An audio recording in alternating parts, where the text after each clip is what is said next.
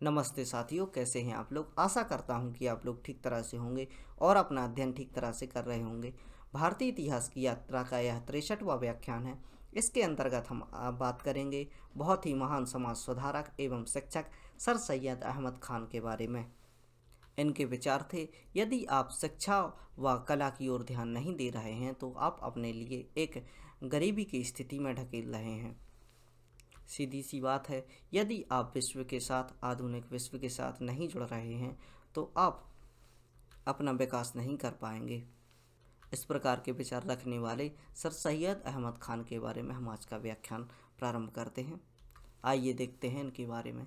Sir Syed Ahmad Khan का जन्म 1817 ईस्वी में हुआ और हम देखते हैं कि यह परिवार से बहुत संपन्न हुआ करते थे, अतः अन्य समाज सुधारकों की तुलना में इनकी स्थिति बहुत ही ठीक तरीके से हुआ करती थी। यह माता के बहुत ही करीब हुआ करते थे, पिता इनके दूर रहा करते थे। इस प्रकार हम देख सकते हैं 1857 की क्रांति के समय भारतीय मुसलमानों पर हो रहे अत्याचारों के विरुद्ध इन्होंने आवाज़ उठाई और आवाज़ उठाने का माध्यम था जो भी अपने लेखों के माध्यम से जो भी समाज में व्याप्त कुरीतियाँ थी, समाज में व्याप्त समस्याएं थी, इन समस्याओं की बात इनके द्वारा कही गई तथा जो भी इनके प्रति नीतियाँ चली आ रही थी, जिनके प्रति यह इस प्रकार की स्थिति में मौजूद हुआ करते थे, उनका इनके द्वारा खंडन किया गया, उनकी आलोचना की गई। आगे देखते हैं, इन्होंने कुरान की बातों को समझा और इसमें दो बातें होती हैं। एक तो आप किसी भी चीज़ के लिए पढ़ते हैं और समझते हैं, ये दो बातें होती हैं और दोनों बातों में हम देखते हैं कि इनके द्वारा जो कुरान की बातें हैं उनको समझा गया और कई जो यहाँ कट्टर मुस्लिम होते हैं उनकी बातों को यह पढ़ते हैं और उनको अबाध रूप से फॉलो करने लगते हैं। लेकिन इनके द्वारा जो भी कुरान में व्याप्त है ऐसी बातें थी जिनको नकारा जा सकता है, उनके लिए नकारा गया और जो भी ऐसी बातें थी जो सामाजिक विकास के लिए महत्वपूर्ण थी उनको समझा गया तथा लोगों के सामने प्रस्तुत किया गया। इस प्रकार हम देख सकते हैं कि लोगों से जुड़ने के लिए उन्होंने उर्दू के अलावा फारसी, अंग्रेजी, फ्रेंच भाषा का भी ज्ञान लिया। इसके अलावा गणित व विज्ञान की शिक्षा भी धारण की। आगे हम देखते हैं कि इस समय जो मुस्लिम समाज था वह अंग्रेजी शिक्षा को ना के बराबर जानता था, अतः इन्होंने अंग्रेजी शिक्षा को समर्थन देते हुए मुस्लिमों तक अंग्रेजी शिक्षा का प्रसार करने का प्रयास किया। आगे देखते हैं कि सुधारक इस समय पर जो समाज सुधारक हुआ करते थे, जो सामाजिक सुधारक आंदोलन चल रहे थे, वह धार्मिक कुरीतियों का विरोध किया करते थे एवं अंग्रेजी शिक्षा के हिमायती हुआ करते थे। अतः इस कारण अंग्रेजों द्वारा इनको सहयोग प्राप्त होता था। इसके लिए इन्हें स्थानीय लोगों की आलोचनाएं भी सहनी पड़ती थी। हम देखते हैं कि जो भी समाज सुधारक हुआ करते थे वह एक ओर तो अपने ही धर्म की जो भी गलत बातें थी उनका खंडन किया करते थे, उनका विरोध किया करते थे और दूसरी ओर यह अंग्रेजी शिक्षा यानी आधुनिक शिक्षा की ओर ध्यान देने का प्रयास करते थे, उनको फैलाने का प्रयास करते थे। इसी नीति के कारण अंग्रेज इनसे प्रसन्न रहा करते थे और उनके द्वारा कहा जाता था कि उनके द्वारा किसी भी प्रकार का प्रतिबंध नहीं लगाया जाता था और यह जितना भी प्रचार करना चाहे कर सकते थे। इसी कारण हम देखते हैं कि भारत में विद्यालयों एवं विश्वविद्यालयों की स्थापना समाज सुधारकों के माध्यम से की गई, जिनमें अंग्रेजों का इनको बहुत ही समर्थन प्राप्त हुआ। आगे देखते हैं, इसी कारण समाज सुधारकों ने विश्वविद्यालय एवं विद्यालयों की स्थापना की। हम देखते हैं कि धार्मिक एवं सामाजिक सुधार आंदोलन सर्वोपरि स्थान रहा। जो भी इनके कार्य रहे सर सैयद अहमद खान के, उनका धार्मिक एवं सामाजिक सुधार आंदोलनों में सर्वोपरि स्थान रहा। देखते हैं कि 1837 में यह अंग्रेजों के अधीन सहायक न्यायाधीश के पद पर रहते हैं। 1876 में यह ब्रिटिश सेवा में सेवारत रहते हैं। इनका प्रमुख उद्देश्य मुसलमानों के कुलीन वर्गों को बहाल परिस्थितियों के अनुसार शिक्षा के प्रति आकर्षित करना। जो भी मुसलमानों में कुलीनता के स्वरूप में जो भी बातें चली आ रही हैं, जो रूढ़िवादिताएँ चली आ रही हैं, उनको समाप्त करना तथा इस प्रकार इन समस्याओं से बहाल जो भी व्यक्ति हैं, जो भी मुस्लिम हैं, उनको ऊपर उठाना तथा शिक्षा के लिए इनके लिए आकर्षित कर सामाजिक एवं राजनीतिक उत्थान करना इनका उद्देश्य था। आगे हम देखते हैं कि यह पहले मुस्लिम समाज पहले मुस्लिम समाज सुधारक थे। जो भी हम देखते हैं कि ज़्यादातर जो समाज सुधारक हुए वह अन्य अन्य धर्मों से निकल कर आते थे, लेकिन जो मुसलमानों में समाज सुधारक हुए वह सर सैयद अहमद खान हुए, जो कि पहले समाज सुधारक के रूप में जाने जाते हैं, जिन्होंने मुसलमान को आधुनिक शिक्षा प्राप्त करने की ओर प्रोत्साहित किया।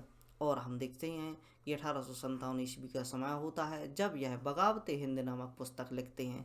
बगावत हिंद नामक पुस्तक में जो भी 1857 की क्रांति के समय जो गलतियां की गई, जिस प्रकार की गलतियों से सामाजिक तौर पर जो सही नहीं थी, जिस प्रकार की हत्याएं हुई, उसमें इन्होंने सभी वर्गों की जो भी नकारात्मक कार्य किए गए उनकी आलोचना की, जो कि बगावत हिंद नामक पुस्तक में प्रस्तुत किया गया है। आगे देखते हैं। कट्टर मुस्लिम इनका विरोध किया करते थे, चूँकि यह आधुनिक शिक्षा की ओर ध्यान दे रहे थे एवं मौलवियों के द्वारा जो भी टीचिंग्स फैलाई जाती थी, जिसके द्वारा मुसलमानों को संगठित करने का नकारात्मक प्रयास किया जाता था, इस चीज़ के पर इन्होंने चोट कड़ी और इसी चोट के कारण इनका विरोध किया गया इन्हीं के समाज के द्वारा। आगे देखते हैं हम इनके बारे में। इनके द्वारा धर्म विज्ञान को एक रूप में प्रदर्शित करने का प्रयास किया गया, और जो कि बहुत ही अच्छी बात होती है। यदि हम धर्म को विज्ञान के साथ जोड़ दें तो बहुत सी गुत्थियाँ हैं वो सुलझाई जा सकती हैं, और बहुत सी बातें हैं जिनको मान्यताओं के माध्यम से आगे बढ़ाया जा सकता है। इस प्रकार इन्होंने धर्म और विज्ञान को एक रूप में प्रदर्शित करने का कार्य किया। देख सकते हैं कि इन्होंने मुरादाबाद में एक मदरसा खोला और मदरसे को शिक्षा का केंद्र बना दिया, जिसमें विज्ञान की ओर विशेष ध्यान दिया गया। अमीरों तथा अंग्रेजों द्वारा इनकी सहायता की गई और स्कूल खुलते गए। हम देखते हैं कि जो अमीर तबका हुआ करता था, जो कि इनका समर्थक हुआ करता था, उसके द्वारा इनको आर्थिक फंडिंग कराई गई, आर्थिक सहायता प्राप्त की गई। साथ ही अंग्रेजों का सहयोग तो था ही, जिसके कारण इनके लिए स्कूल खोलना आसान रहा। 1864 ईस्वी में अलीगढ़ विद्यालय की स्थापना की गई और अपने लेख लिखना प्रारंभ किया गया। जब 1864 में यह अलीगढ़ विद्यालय की स्थापना करते हैं और स्थापना करने के बाद अपने लेख लिखना प्रारंभ करते हैं, और अपने लेख आम जनता तक इनके जो लेख होते हैं, इनकी जो बातें होती हैं वह पहुंचना प्रारंभ होती हैं। वे मुसलमानों को आत्मनिर्भर बनाना चाहते थे। इसके लिए इन्होंने इसमें व्याप्त मुस्लिम धर्म में व्याप्त रूढ़िवादिता को त्याग कर आधुनिक विज्ञान के चिंतन की ओर ध्यान देने का प्रयास किया, या लोगों में यह इस प्रकार की बातों को फैलाया कि जो भी रूढ़िवादिता है उससे ऊपर उठिए तथा इसको त्याग कर आधुनिक विज्ञान की ओर चिंतन कीजिए। आगे देखते हैं कि इनके विचारों की व्याख्या के लिए अपने विचारों की व्याख्या के लिए इन्होंने अंग्रेजी पुस्तक तहजीब और अखलाक का 1870 ईस्वी में प्रकाशन किया। 1870 में जो इनकी पुस्तक आती है उसका नाम होता है तहजीब और अखलाक। आप याद रख सकते हैं, एग्जाम्स में इसी प्रकार के क्वेश्चन इनपुट किए जाते हैं। और हम देखते हैं कि वे इस्लाम को कुरान पर आधारित मानते थे। जो भी इस्लाम धर्म है कुरान पर आधारित है, कुरान की टीचिंग्स के अनुसार लोगों को चलना चाहिए, जो भी इसकी अच्छी बातें हैं उनको मानना चाहिए। इस प्रकार की मान्यता इनके द्वारा रखी गई, जिसके लिए उन्होंने कुरान की वैज्ञानिक व्याख्या की। कुरान की जो बातें हैं उनको वैज्ञानिक दृष्टिकोण से प्रदर्शित करने का प्रयास इनके द्वारा किया गया।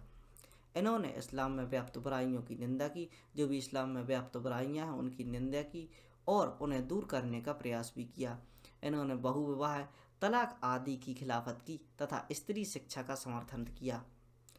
वे समाज सुधार के लिए शिक्षा को एक सशक्त माध्यम बनाते हैं, जो कि एक सकारात्मक बात है। यदि आप समाज में सुधार लाना चाहते हैं और समाज को सशक्त बनाना चाहते हैं तो शिक्षा को माध्यम बनाना बहुत ही आवश्यक है। यदि आप लोगों को शिक्षित करेंगे तो ही समाज का सुधार किया जा सकता है और समाज के लिए एक सशक्त दिशा दी जा सकती है और उसको सशक्त बनाया जा सकता है। इन्होंने इसके लिए 1865 में शाइनिंग योजना की शुरुआत की। अलीगढ़ स्कूल की स्थापना 1875 में की। 1877 में मोहम्मद ओरिएंटल कॉलेज की स्थापना की। 1920 में अलीगढ़ मुस्लिम विश्वविद्यालय के रूप में, जो कि बाद में परिणत हुआ। और हम देख सकते हैं कि इस प्रकार के जो आंदोलन इनके द्वारा चलाए गए 1875 में, 1877 में, 1865 में शाइनिंग योजना है, और इस प्रकार के कार्यों को अलीगढ़ आंदोलन के नाम से जाना जाता है। जब कोई प्रयास इस प्रकार से किया जाता है कि एक किसी बात को, जैसे इनका जो मोटो था वह शिक्षा को आगे बढ़ाना था, इनके द्वारा शिक्षा के संबंध में जो भी प्रयास किए गए, जो भी स्कूल कॉलेज की स्थापना की गई, इन सबको अलीगढ़ आंदोलन के नाम से जाना जाता है, जिसके प्रणेता सर सैयद अहमद खान थे। बाद में यह सांप्रदायिक ढंग में ढल गए और हम देखते हैं कि बाद में इनके द्वारा जो कार्य किए गए वह सांप्रदायिकता के रूप में किए गए, जो कि मुसलमानों पर फोकस किया करते थे। इन सब बातों को नज़रअंदाज करें तो इनके द्वारा जो भी बहुत से सही कार्य थी वह किए गए, जो कि एक धर्म को भी लेकर चलना एक बहुत ही सही बात होती है। हम देखते हैं कि यदि अगर हम दो लोगों के लिए समझे, ए और बी के लिए, यदि इसमें कंपटीशन होता है और बी अपना आकार बड़ा कर लेता है तो यह एक सकारात्मक बात होती है, चूँकि यह ए के लिए किसी भी प्रकार का नुकसान नहीं पहुंचा रहा है, अतः बी अपना ग्रोथ कर रहा है, तो यह एक सकारात्मक ग्रोथ होती है। और हम देखते हैं आगे मिर्ज़ा गालिब यह बहुत ही प्रभावित हुआ करते थे समकालीन, जो कि बहुत ही अच्छे शायर हुआ करते थे, जो कि समकालीन सरकार एवं जो भी शासक वर्ग हुआ करता था, जमींदार वर्ग हुआ करता था, उनके आलोचक हुआ करते थे मिर्ज़ा गालिब। उनसे यह बहुत ही प्रभावित हुआ करते थे। आगे देखते हैं, इन्होंने सभी धर्मों के छात्रों के लिए अलीगढ़ मुस्लिम विश्वविद्यालय की स्थापना की। जो अलीगढ़ मुस्लिम विश्वविद्यालय है, इसके नाम पर मत जाइए। इस विद्यालय के लिए इन्होंने सभी धर्मों के लोगों के लिए, जो भी बच्चे थे उनके लिए दरवाजे खोल दिए। इन्होंने तहजीब अल अखलाक लेख लिखा, जिसमें इन्होंने दरिद्रता से उठने की बात कही। जो भी समाज में व्याप्त रूढ़ियाँ हैं, जो भी कुप्रथाएं हैं, उनसे ऊपर उठकर शिक्षा की ओर ध्यान देने के लिए इन्होंने जो प्रयास किए गए, उनकी बात इन्होंने तहजीब अल अखलाक नामक लेख में लिखी। इनके द्वारा एंग्लो ओरिएंटल विश्वविद्यालय की स्थापना की गई, जो पहले कलकत्ता विश्वविद्यालय से संबंधित हुआ करता था, बाद में इलाहाबाद विश्वविद्यालय का हिस्सा बना। इनके द्वारा वायसराय की कार्यकारी परिषद, जो कि बहुत ही प्रमुख बात है, हर जो नेता उस समय पर हुआ करता था वह इस कार्यकारी परिषद का हिस्सा बनने के लिए अग्रसर हुआ करता था, और इस परिषद में जो भी भारत से संबंधित जो पॉलिसी बनाई जाती थी, जो सरकार की नीतियाँ हुआ करती थी, उन नीतियों में अपनी बात को रख सकते थे।